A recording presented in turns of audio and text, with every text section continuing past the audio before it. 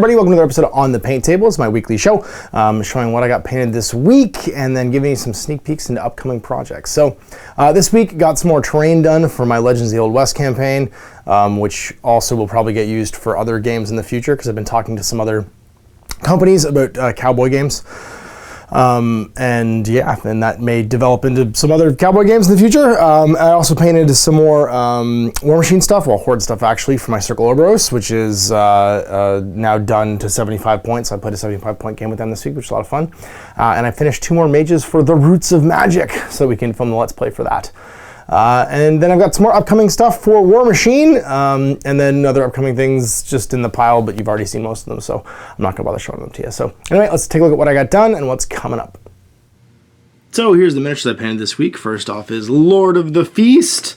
He's a Mark I Hordes mini, one of the original Hordes minis. I think I bought this mini the week that Hordes came out, because I bought the starter set, I bought an extra Warp Wolf, and I bought, I think, the Shifting Stones and him, which are all Mark I Hordes miniatures, and those miniatures were done like, I built them probably 10 years ago, and then didn't, well, probably around 10 years ago, and then didn't actually paint them until just recently. A Gallows Grove, and then some more Shifting Stones, as they are super handy to have in your army, and I just wanted to have them serve as utility pieces for when I paint other casters and warlocks and stuff. So that got my army playable. I do want to, I think, replace my old metal Warp Wolves because they're chipping already, which is bothering me, and my Gorax. So what I might do, as I've had no luck finding the Circle Army deal in Canada, I'll probably end up buying the new Circle starter with Tanith in it and getting a Pure Blood.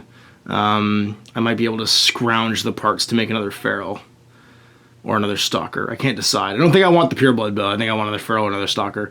And then I'll do a plastic Gorax instead of a metal Gorax, and I'll probably paint the other. I don't think I need another Wild Argus, but I can't really think of a good way to convert them into like the other ones, like the Winter or the Moon Argus or whatever. So yeah, that'll be that. And then over here we've got 2 more mages, a Diabolist and a Witch Hunter for the Roots of Magic. And someone pointed out when I posted this on my Patreon page on the left there that I painted him just like the bad guy from Temple of Doom. And he's even doing the Kali Ma thing, the like, I'm gonna rip your heart out thing, which is pretty awesome. And these guys both play pretty differently from the ones that I painted already, the Friar and the sort of like evil Amethyst Mist Mage. And I'm excited to give them a go. So you'll see that Let's Play in the near future as we've wrapped our brains around the Roots of Magic. And we're trying out 4 different wizards. I have a 5th one, but it's got a follower, and until I've actually mastered just like the one-on-one mage stuff, I'm not going to paint it yet. It's like a druidy guy with a bear. So here's what I painted this week. I also assembled some more of that cool 4Grounds terrain for Legends of the Old West. These are the pre-painted MDF buildings that you literally just glue together. So like, they are quite a bit of work to put together because there's tons of pieces and stuff, but it pays off in the end because you've got like articulated doors, like little window panes and stuff. It's all colored already. And I think this really works for Old West. The laser burning in other kits I've seen in the past, like there was one that I think someone did for Infinity. I don't think it was 4Ground. It just wasn't clean enough, but for Old West, like that little bit of grime actually works really, really well. And I really like the look of it. So that's a 2-story house, and then I've got a marshal's office. So to go with my sheriff's office, now I have the U.S. Marshals. And this might double as my bank, because what I might do is have like the mail here, and instead of doing a bank robbery, do like a mail robbery, because the U.S. Marshals and the Postal Service worked, I think, pretty closely together during that period, and the mail was often something that had tons of money sitting around in it. And then just another house, a 2-building house here. I've got some interior furnishings I want to paint that I ripped out of some other buildings, just to have some stuff inside these, but this gives me 5 buildings.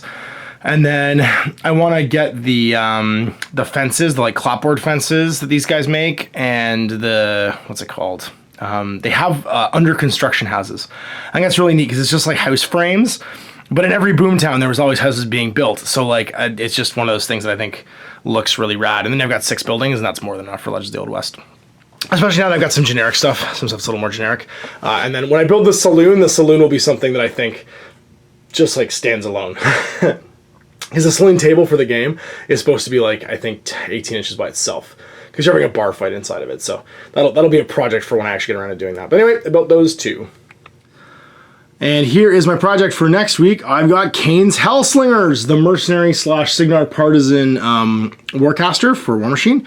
This is this is the 3rd incarnation of Kane, and he's leading what's left of the Black 13th. And it's funny because looking at these miniatures, my buddy Miles actually wrote the book where all of the stuff happens, where Kane gets kicked out of the Signarin military, the leader of the Black 13th gets killed, and he basically takes them over, and this whole thing happens. So kind of circle of life. Miles wrote the book. I'm now painting the miniatures based on the book he wrote. Yeah, it's just cool. It's just cool to see that come to life, and super excited for him too. So yeah, good on you, Miles. You got miniatures, man. And I'm gonna paint these up to give them a go in my mercenary army. And I'll probably have them done to film that next week. So you should see that in a couple weeks.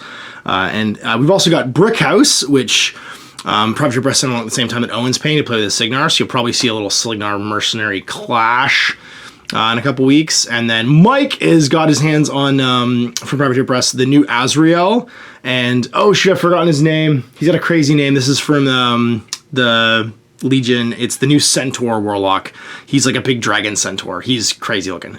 But he's painting them up too, so check them out on his Twitch channel as he works on them, and we're going to play a game relatively soon where I'm going to take them on with either my new mercenary warcaster here or with Kaya. Yeah, and that's the current sort of like comings and goings. You've seen most of the other stuff I'm working on. It's on the back burner, and it will get done in the near future. So hopefully you'll see these guys soon on the paint table.